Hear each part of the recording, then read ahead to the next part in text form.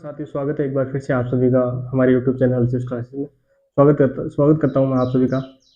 ठीक है, उम्मीद करता हूं कि आप सब लोग स्वस्थ होंगे अपने घर पर। ठीक है, तो अब अपन हमने एक आयोगों की राजस्थान के आयोगों की सीरीज कंप्लीट कर चुके थे अपन। अब हम राजस्थान सरकार की जो इंट्रोडक्शन के बारे में बात करेंगे कि कौन क्या है, अर्थात संविधान में उल्लेख कौन से में है, अर्थात राज्यपाल आर्टिकल वाइज अपन क्रम के बारे में बात करेंगे। ठीक है, तो आज का ये जो अपना पहला वीडियो है वो है राजस्थान सरकार के इंट्रोडक्शन के बारे में है। ठीक है, तो अपन चर्चा करते हैं इसमें। राजस्थान सरकार, ठीक है, अब इसका उल्लेख है भाग 6 में। ठीक है, आर्टिकल 152 से 237 तक। अब इसमें यह है कि केंद्र में भी जैसे राज्य का कार्यपालिका है, संघ की विधायिका है और संघ की न्यायपालिका है। ठीक है, केंद्र की तर्ज के आधार पर, अर्थात केंद्र की ही सिफारिश या फिर केंद्र के जो अपने जो संविधान के जो कुछ प्रमुख अंग हैं उसकी तर्ज पर ही राज्य सरकार में ये जो अंग बनाए गए हैं, इसमें राज्य की कार्यपालिका, राज्य की विधायिका, राज्य की न्यायपालिका। अब इसमें बात करते हैं कि जो संवैधानिक प्रमुख है वो तो कौन है और वास्तविक प्रमुख है वो कौन है। अब संवैधानिक प्रमुख तो आप मान लेंगे कि राज्यपाल होगा, और वास्तविक प्रमुख जिसके पास जो शक्तियों का प्रयोग करता है वो अपना सीएम अर्थात मुख्यमंत्री। और केंद्र के बारे में बात करें तो केंद्र में होता है राष्ट्रपति, संवैधानिक प्रमुख तो, और वास्तविक प्रमुख होता है अपने प्रधानमंत्री पीएम साहब। ठीक है, तो अपन बात करते हैं राज्य के बारे में। अपने को राज्य के बारे में बात करनी है, तो राज्य में अपन इसमें देखेंगे राज्य कार्यपालिका में एक तो राज्यपाल, ठीक है, एक मंत्रिपरिषद, दो तो हो गए, राज्यपाल हो गया और मंत्रिपरिषद हो गया। ठीक है, मुख्यमंत्री, मंत्रिपरिषद, ठीक है, उसके बाद मंत्रिमंडल, ये तीनों इसमें आ गए। जैसे मंत्रिपरिषद में अपने मुख्यमंत्री आ गया, मंत्रिमंडल आ गया और मंत्रिपरिषद, तीनों हुए। ठीक है, उसके बाद एक जो अपने एक फैक्ट है, न्याय की दृष्टि से एक अपने एक वो चुना जाता है, एक सदस्य, अर्थात एक न्याय का एक अधिकारी चुना जाता है, जिसमें केंद्र में तो होता है महान्यायवादी और राज्य में होता है महाधिवक्ता।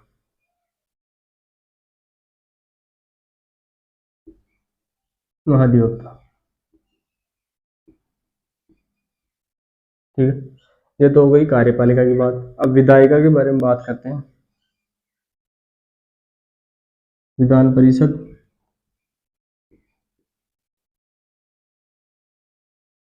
और विधानसभा,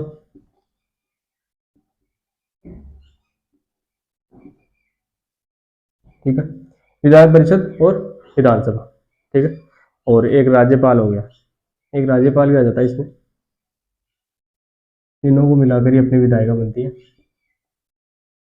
क्रम तो वैसे है कि पहले पर तो ये है, फिर सेकंड पर ये है, फिर थर्ड पर ये है। ठीक है, क्रम वाइज तो ऐसे है, राज्यपाल, विधान परिषद, विधानसभा।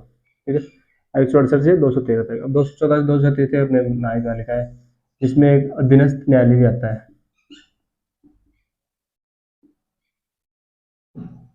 सेशन कोर्ट भी आता है, जिला न्यायालय।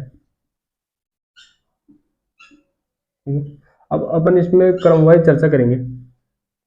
जैसे केंद्र में तो जो संसदीय शासन व्यवस्था है उसके आधार पर ही राज्य में ये व्यवस्था बनाई गई है, जिसमें राज्य कार्यपालिका है 152 से 167 तक, राज्यपाल, मंत्रिपरिषद, महाधिवक्ता। ठीक है, मंत्रिपरिषद में मुख्यमंत्री आ गया और मंत्रिमंडल आ गया, और राज्य विधायिका में 168 से 213।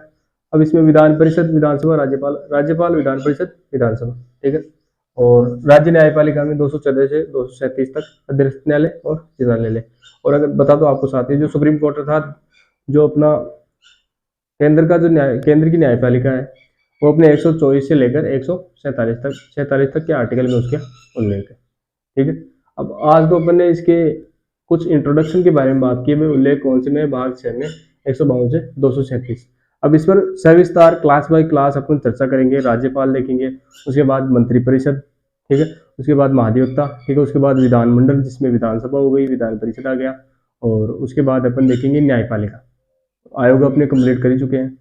न्यायपालिका देखेंगे, ठीक है, जिसमें अधीनस्थ न्यायालय और सेशन कोर्ट, जिला न्यायालय देखेंगे। ठीक है दोस्तों, ठीक है, तो अब अपन चर्चा करेंगे क्लास बाय क्लास, इसके जो पॉइंट्स हैं उस पर चर्चा करेंगे। जैसे आज का अपना टॉपिक है राज्य कार्यपालिका, जिसमें राज्यपाल के बारे में चर्चा करेंगे। ठीक है, देखते हैं अपन राज्यपाल के बारे में। राज्यपाल का पद है वो वैसे तो 1935 के संविधान संशोधन अधिनियम से प्रेरित है। ठीक है, पद के बारे में बात कर ली। पद के बाद में अपन देखते हैं कि जो राज्य कार्यपालिका के अनुच्छेद वाइज देखेंगे अपन। 152 में राज्य की परिभाषा। अब राज्य की परिभाषा में देखते हैं अपन, राज्य की परिभाषा में राज्य की जो विधानसभा और विधान परिषद के जो अधिकारी है वो देखते हैं। विधान परिषद में सभापति, उपसभापति, विधानसभा में अध्यक्ष और उपाध्यक्ष, और जो राज्य सरकार के अंडर जो भी कोई संस्था है उसमें कार्य करने वाले कर्मचारी। ठीक है, और उसके बाद देखते हैं अपने 153 में राज्यपाल। अब राज्यपाल वैसे तो एक होता है हर राज्य का, लेकिन कुछ स्थितियों में 2 या 2 से अधिक राज्यों के लिए भी एक राज्यपाल अपन नियुक्त कर सकते हैं। इसका प्रावधान किया गया है 7वें संविधान संशोधन 1956 के तहत। ठीक है, देखते हैं अपन चर्चा करते हैं। पद तो 1935 के संविधान संशोधन अधिनियम से प्रेरित है। ठीक है, उसके बाद देखते हैं 152 में राज्य की परिभाषा, जिसमें मैंने बताया था कि आपको भाई विधानसभा और विधान परिषद के अधिकारी और जो सरकार के अंडर आने वाली संस्था में कार्य करने वाले कर्मचारी। ठीक है, अब देखते हैं राज्यपाल के बारे में। 153 में प्रत्येक राज्य के लिए एक राज्यपाल होगा, और जो 2 या 2 से अधिक जो प्रावधान किया गया था 2 या 2 से अधिक राज्यों के लिए, वो 7वें संविधान संशोधन 1956 से किया गया था। ठीक है, और 154 में देखते हैं अपन, जो भी राज्य कार्यपालिका की शक्तियां हैं,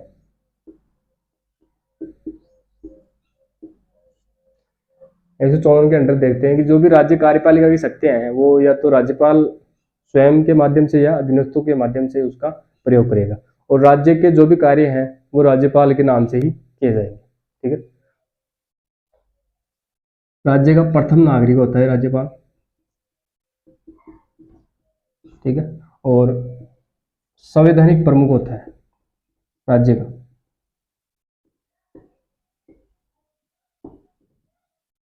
ठीक है, प्रथम नागरिक और संवैधानिक प्रमुख। ठीक है, अब देखते हैं राज्य कार्यपालिका की शक्तियां देख ली। अब 155 में देखते हैं नियुक्ति। नियुक्ति प्रक्रिया वैसे तो कनाडा के संविधान से प्रेरित है। ठीक है, नियुक्ति करता है इसके अपने राष्ट्रपति,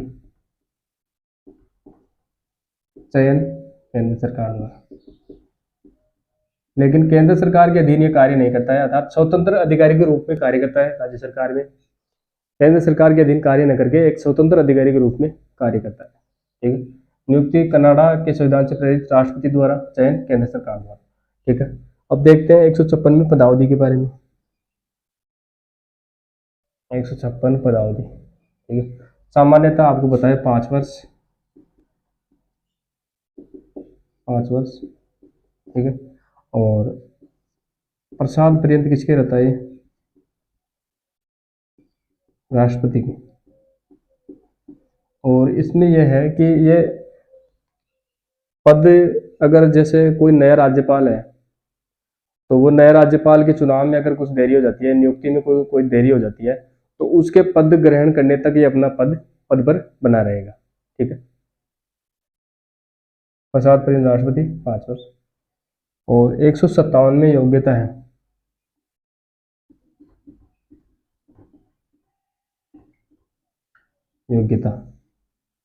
योग्यता एक नॉर्मल है, एक तो भारत का नागरिक हो,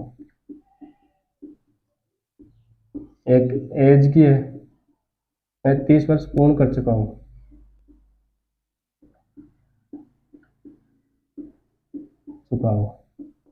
ठीक है, 158 में कुछ पद के लिए शर्तें हैं।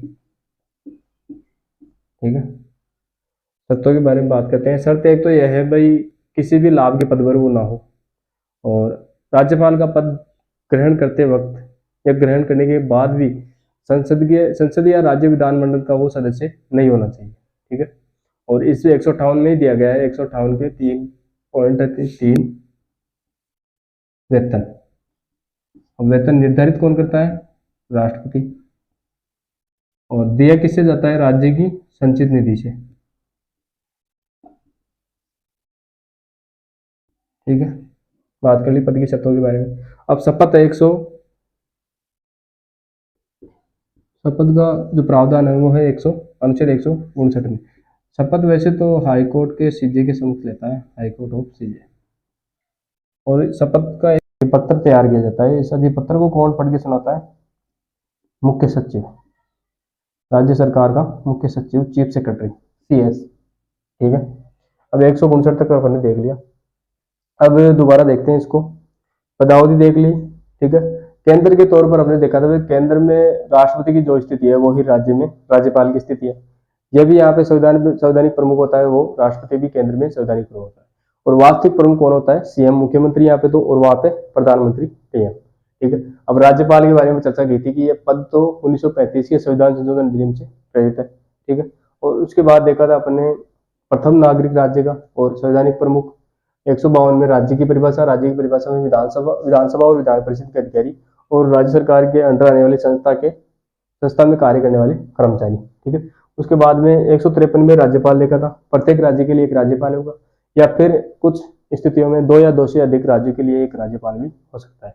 एक राज्यपाल में एक ये पॉइंट है, नोट करके आप नोट डाउन कर लीजिए कि जिस राज्य का वो राज्यपाल है उसका वो नागरिक नहीं होना चाहिए। ठीक है, ये आप यहाँ पे नोट कर लीजिए।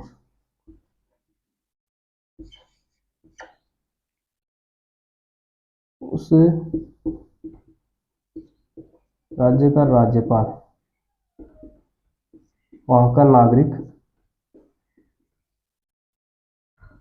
नहीं होना चाहिए।